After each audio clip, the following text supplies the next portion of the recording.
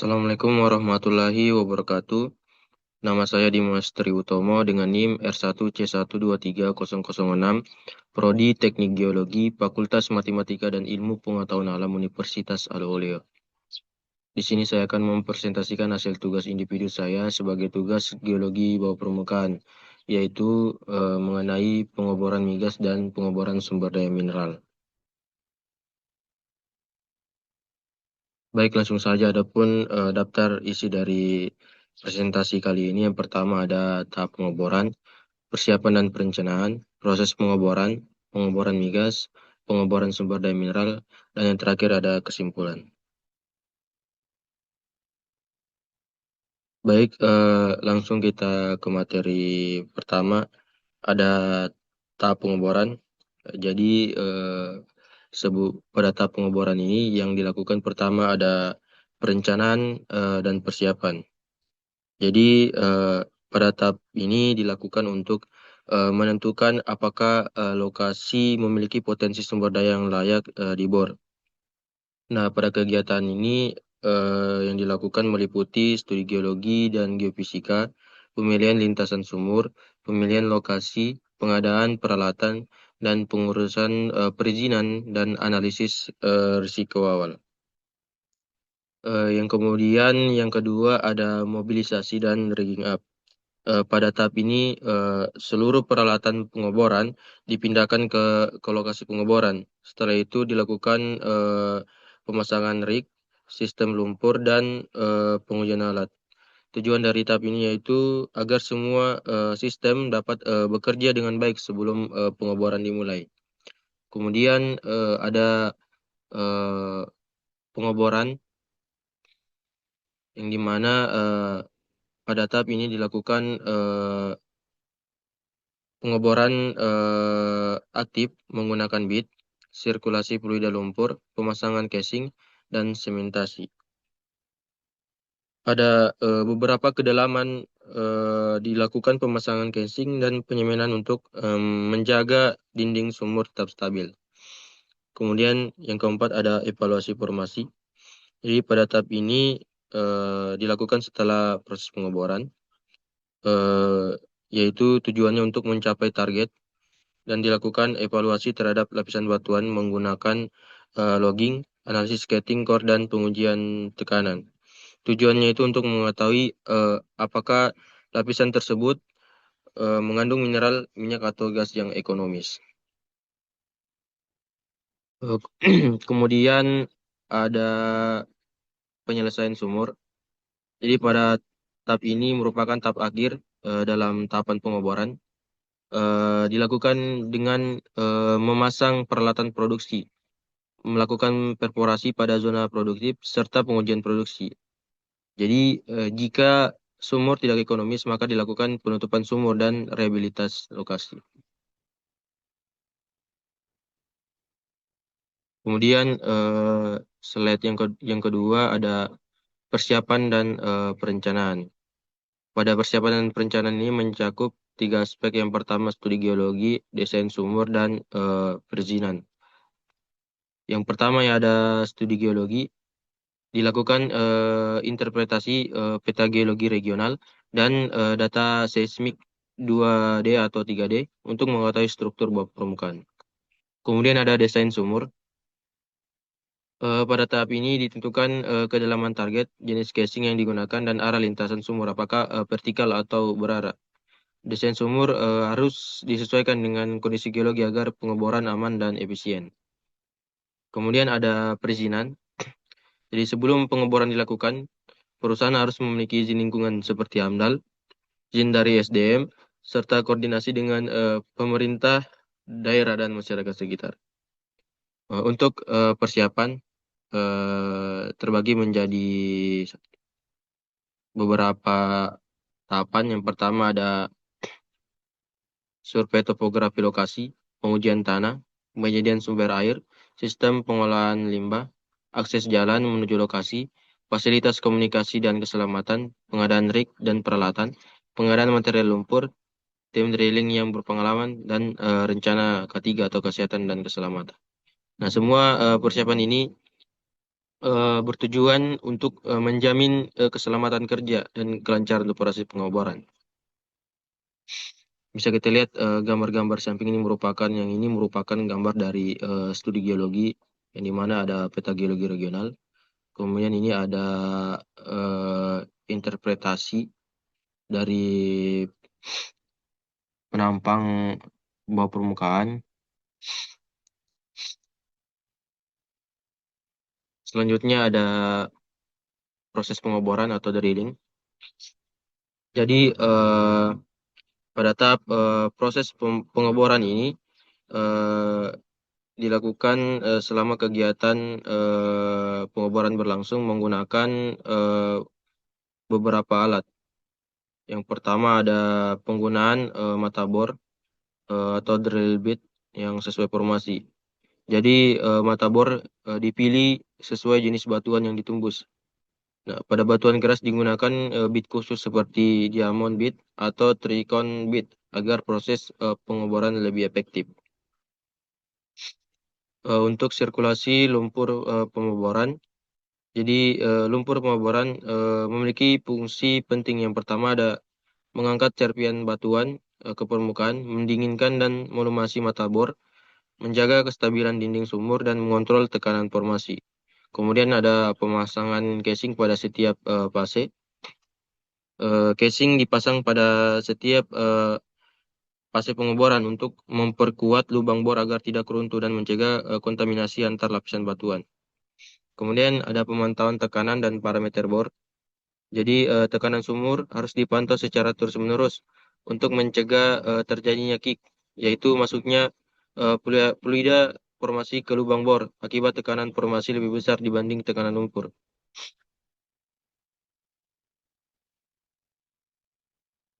Kemudian slide selanjutnya ada evaluasi formasi dan penyelesaian sumur.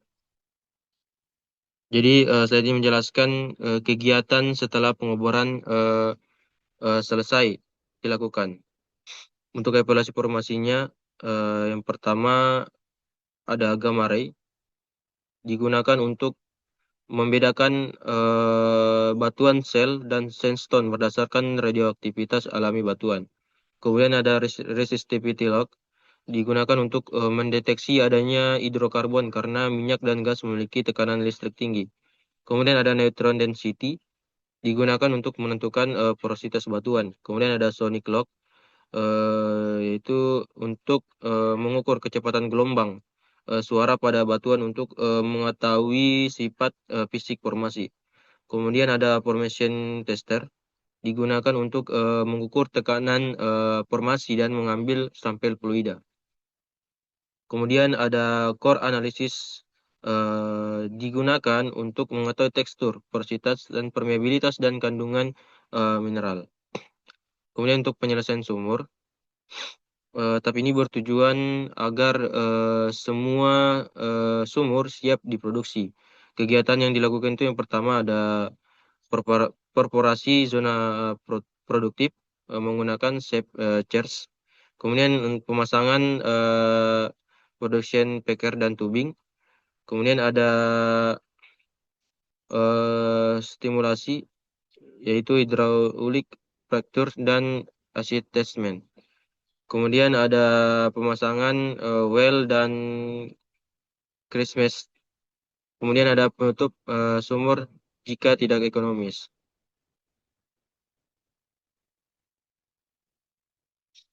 Kemudian ada pengeboran migas. Jadi pengeboran migas adalah proses pembuatan lubang bor ke dalam bumi untuk menembus reservoir minyak dan gas bumi melalui dari permukaan hingga kedalaman ribuan meter menggunakan teknologi dan peralatan khusus. Untuk jenis sumur migas, yang pertama ada sumur eksplorasi, yaitu sumur untuk mencari cadangan baru. Kemudian ada sumur appraisal, yaitu sumur untuk mengevaluasi ukuran dan kualitas reservoir. Kemudian ada sumur pengembangan, yaitu untuk memproduksi minyak dan gas. Kemudian ada sumur injeksi dan monitoring untuk menjaga tekanan reservoir dan memantau kondisi lapangan. Kemudian Ada pengeboran darat dilakukan di daratan menggunakan land right, lebih mudah diakses, biaya lebih rendah dan infrastruktur lebih sederhana. Kemudian ada pengeboran lepas pantai, yaitu pengeboran yang menggunakan jack upright semi submersible. Kedalaman air bervariasi dari dangkal hingga ultra deep water. Kemudian ada pengeboran berarah, itu kegiatan pengeboran yang dilakukan untuk mencapai reservoir di lokasi berbeda, termasuk horizontal drilling untuk meningkatkan luas kontak reservoir. Berikut gambar-gambar dari jenis-jenis pengeboran migas. Ini merupakan sumur eksplorasi, sumur appraisal, sumur pengembangan, dan sumur injeksi. Kemudian kita ke peralatan utama dari pengeboran migas. Yang pertama ada drilling rig yang merupakan peralatan utama untuk melakukan pengeboran. Terdiri dari de- rig, rotary table, dan top drive. Kemudian ada sistem sirkulasi yang berfungsi untuk mensirkulasikan lumpur pemboran menggunakan mud dam, shell shaker, dan mud pit. Kemudian ada sistem rotasi dan angkat, digunakan untuk memutar rangkaian pipa bor dan mengangkat alat dari lubang sumur. Kemudian ada sistem keselamatan eh, untuk mencegah semburan liar akibat tekanan tinggi dari bawah permukaan. Kemudian ada sistem penyemanan, digunakan untuk menyemen casing agar kuat dan mencegah kebocoran antar formasi. Kemudian peralatan loggingnya digunakan untuk memperoleh data kondisi bawah permukaan selama setelah pengeboran. Kemudian kita ke proses pengeboran migas. Jadi pada proses pengeboran ini menjelaskan tahapan pemasangan casing pada sumur migas.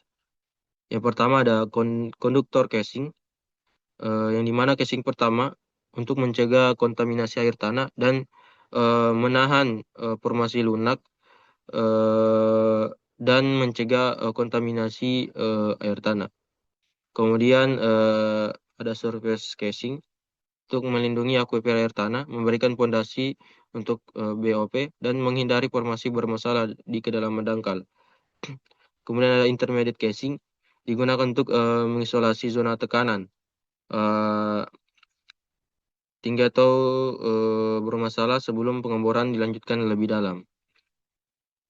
Kemudian ada production casing, eh, casing terakhir yang dipasang hingga zona reservoir.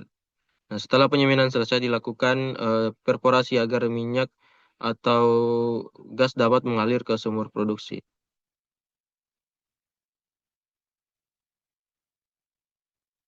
Kemudian ada pengeboran sumber daya mineral. Jadi untuk definisinya, pengeboran sumber daya mineral adalah kegiatan pengeboran yang bertujuan untuk mengeksplorasi, mengevaluasi, dan mengeksploitasi sumber daya mineral berharga di bawah permukaan bumi, meliputi logam seperti emas, tembaga, nikel, besi, dan non-logam yaitu batu bara, batu gamping, silika, dan mineral energi lainnya. Untuk tujuan pengeboran mineral, yang pertama ada eksplorasi, dilakukan untuk menemukan keberadaan dan penyebaran endapan mineral berharga. Kemudian estimasi sumber daya digunakan untuk menghitung volume dan kadar atau grade mineral dalam endapan.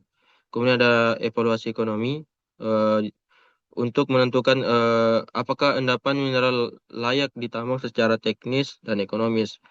Kemudian ada perencanaan tambang eh, di mana untuk merancang metode penambangan yang optimal dan aman.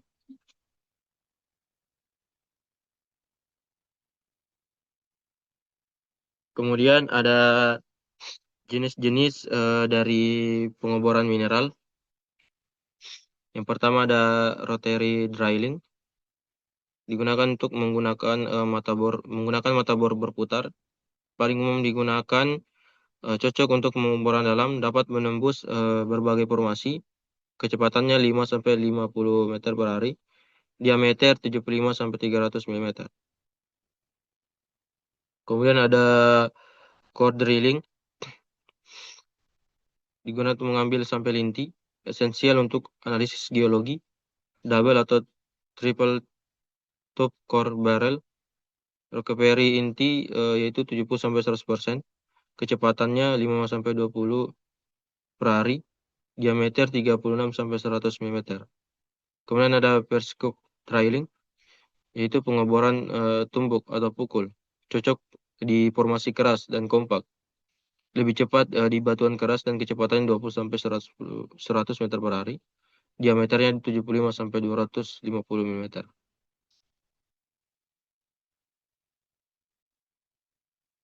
Terakhir kita ke kesimpulan.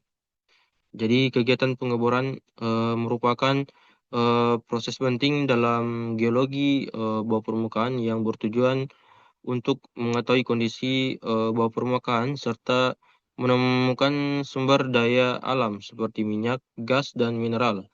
Nah, proses ini meliputi tahap perencanaan, persiapan, pengeboran, evaluasi formasi, hingga penyelesaian sumur. Nah, untuk keberhasilan pengeboran sangat dipengaruhi oleh penggunaan teknologi, ketepatan metode, serta penerapan keselamatan kerja agar kegiatan dapat berjalan aman, efektif, dan efisien. Baik, itu saja presentasi dari saya. Terima kasih. Lebih dan kurangnya mohon dimaafkan. Wabillahi taufik wal hidayah.